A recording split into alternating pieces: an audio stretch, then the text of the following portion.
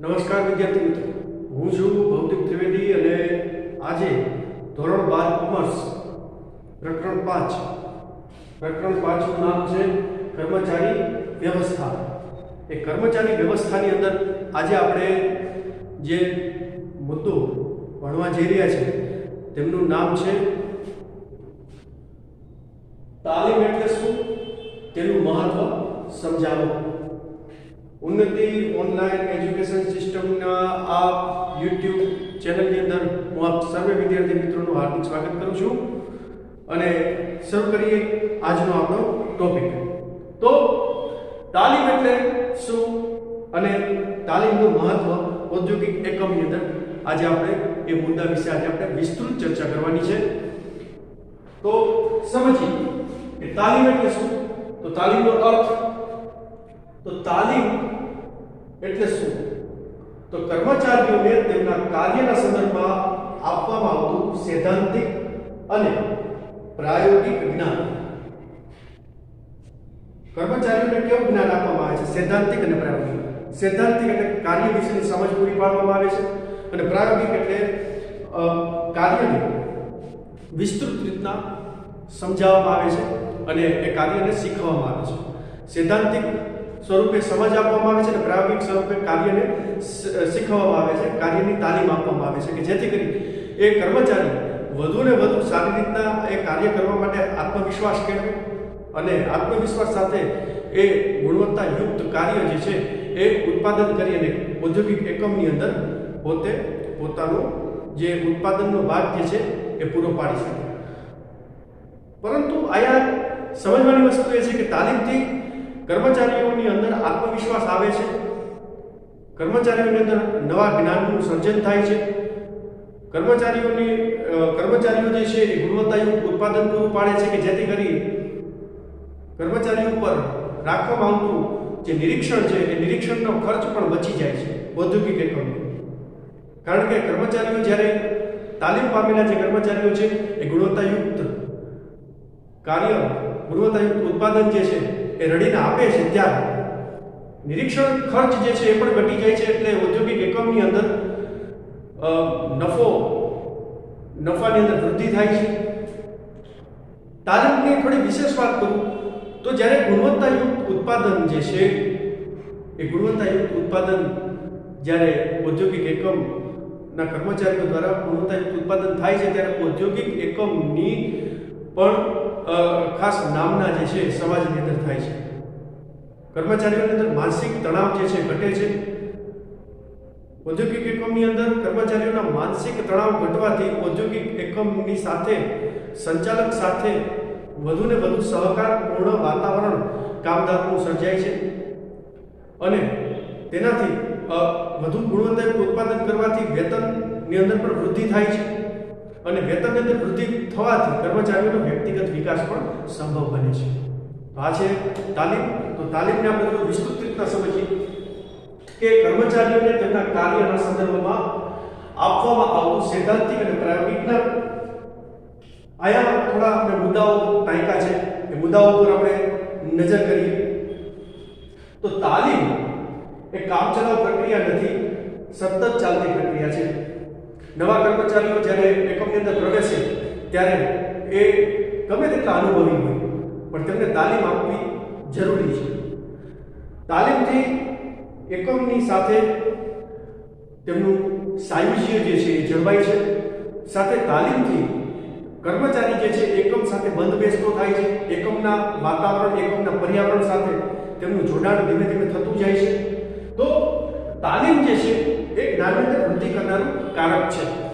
તો તાલીમ કામચલાઉ પ્રક્રિયા નથી પરંતુ સતત ચાલતી પ્રક્રિયા છે. બીજું એ કીધું છે કે તાલીમ એટલે કોઈ ખાસ ધંધાકીય કાર્યમાં કુશળતા મેળવવા માટે. તાલીમ એટલે શું? તાલીમ એટલે કોઈ ખાસ ધંધાકીય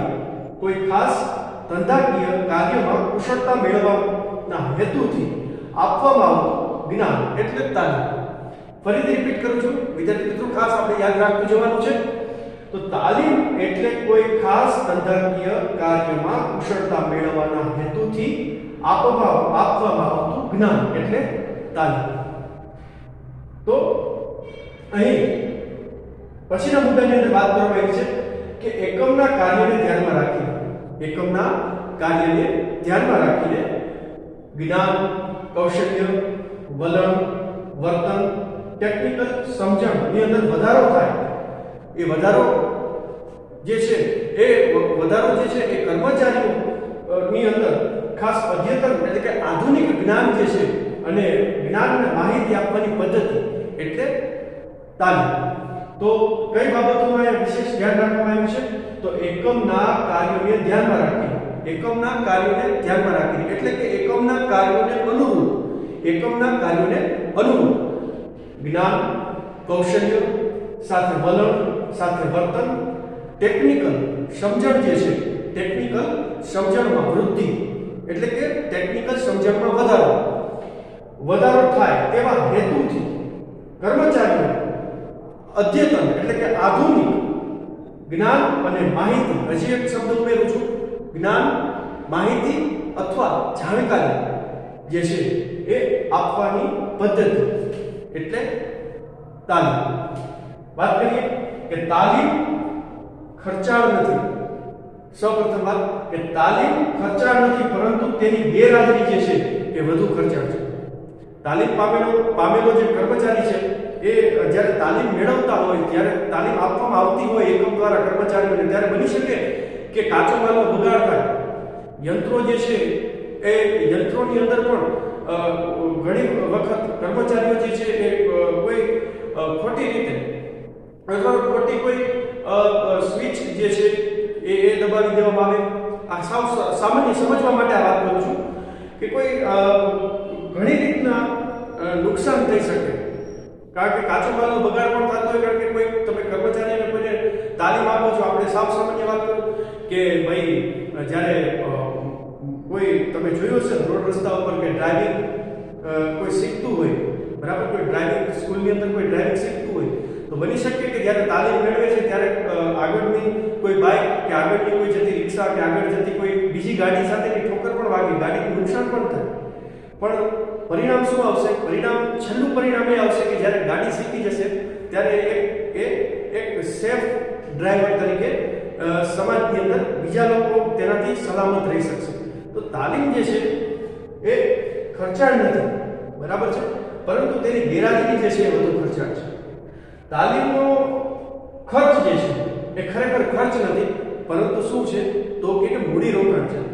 તાલીમ જે છે, તાલીમ પાછળ કરવામાં આવતો ખર્ચ જે છે એ ખરેખર ખર્ચ નથી, પરંતુ એ મૂડી રોકાણ છે. કારણ કે એ કર્મચારીઓની ઘડતરની પ્રક્રિયા છે, એમાં કર્મચારી ઘડાય છે, એમાં કર્મચારી કૌશલ્ય કેળવે છે, નવા જ્ઞાનની અંદર તેમના જ્ઞાનની અંદર વૃદ્ધિ થાય છે, તેમને નવું જ્ઞાન મળે છે, તેમને નવી જાણકારી મળે છે, તેમને નવી માહિતી મળે છે. તો કર્મચારી વધુને વધુ આત્મવિશ્વાસ જ્યારે કેળવશે ત્યારે એનો કાર્યજુસ્સો જે છે એ પોતે તેમનું કાર્ય જે છે જુસ્સા સાથે કરી શકશે. અને જુસ્સા સાથે થયેલું કાર્ય જે છે એ ગુણવત્તાયુક્ત તો હશે, પણ એ ઉત્પાદનની અંદર પણ તેની અંદર વૃદ્ધિ થતી જશે. અને ઉત્પાદનની અંદર વૃદ્ધિ થવાને લીધે ઓવરઓલ પડતર કિંમત જે છે એ ઘટશે, અને પડતર કિંમત ઘટવાને લીધે નફો વધશે. નફો જે છે એ એકમનો જે છે એ મુખ્ય આધાર હોય છે. તો નફો જે છે નફાની અંદર વૃદ્ધિ થશે. તો આપણે વાત કરીએ તાલીમ એટલે શું અને તાલીમનું મહત્વ. તો હવે આપણે મહત્વ વિશે વાત કરીએ. અહીં નોંધ કરેલી છે. પહેલું છે આધુનિક જાણકારી. તો એકમની અંદર કોઈ નવા સંશોધનો થાય, એ નવા સંશોધનને અનુરૂપ જે છે એને તાલીમ આપવામાં આવે છે કર્મચારીઓને. અથવા તો બીજું એ કીધું છે કે ટેકનિકલ જ્ઞાન વિશે માહિતી, કોઈ નવા યંત્રો અથવા તો જે છે બજારની અંદર ઉત્પાદન માટે મૂકવામાં આવતી કોઈ નવી વસ્તુઓ હોય એની માટેની માહિતી જે છે એની માટેની તાલીમ, કે આપણે આ અનુરૂપ આપણે જે ઉત્પાદન કાર્ય કરવા માટેની તાલીમ જે છે આપવામાં આવે છે કર્મચારીઓને. શું કહે છે કે કોઈ નવું સંશોધન હોય તો એ નવા સંશોધનને અનુરૂપ જે છે તાલીમ આપવામાં આવે છે. સાથે ટેકનિકલ જ્ઞાનની અંદર વધારો કરવા માટે કોઈ નવું યંત્ર ઔદ્યોગિક એકમની અંદર જે છે જ્યારે આવે છે ત્યારે ઔદ્યોગિક એકમની અંદર નવા યંત્ર માટેની જે છે તાલીમ આપવામાં આવે છે.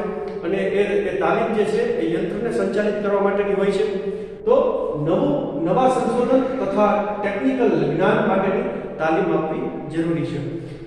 અથવા તો નવું યંત્ર ન પણ હોય તો પણ જે જૂના યંત્રો છે જે ઔદ્યોગિક એકમમાં જે છે એ ઉત્પાદનનું કાર્ય કરે છે તો એને સંચાલિત કરવા માટે જે નવા આવેલા કર્મચારીઓ છે એને શીખવા માટે પણ તાલીમ જે છે એ આપવામાં આવતી હોય છે. તો આધુનિક જાણકારી, તો નવા સંશોધન અને ટેકનિકલ જ્ઞાન માટેની તાલીમ આપવી. બીજું છે સલામતી.